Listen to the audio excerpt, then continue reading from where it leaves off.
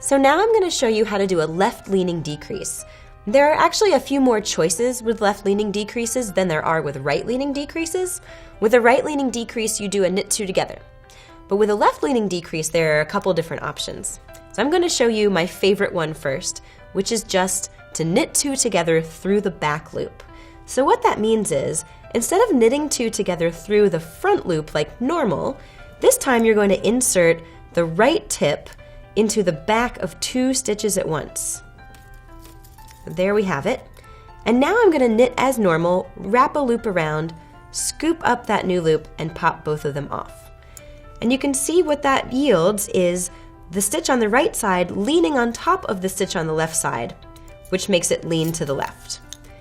So I'll show you that one more time. You take the tip of the right needle and stick it into the back of both stitches that you want to decrease, wrap a loop around, scoop up that new stitch, and pop both of them off.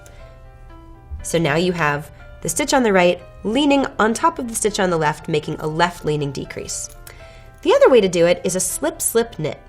So the first stitch you're going to slip over without working it as if to knit, slip the next one as if to purl, and then insert the tip of the left-hand needle into the front of both stitches and knit.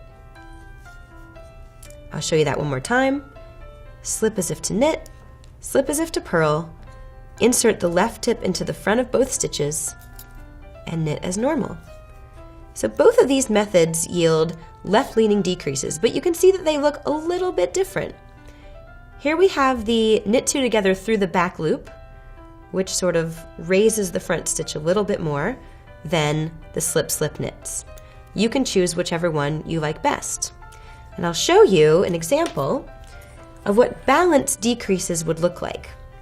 Here on this side we have a row of stitches that are leaning to the left. And on this side we have a row of stitches that are leaning to the right. So if I were working balanced decreases on a garment, say, when I get to the point where I'm going to do my first decrease, which I know is after knitting 2 stitches, I can see that that's a left-leaning decrease. So I'm going to choose my method here. I'm going to do knit 2 together through the back loop because it is my favorite. And now I have contributed to that growing line of left-leaning decreases. And then I would knit across until I got to my right-leaning decrease, and they would be symmetrical.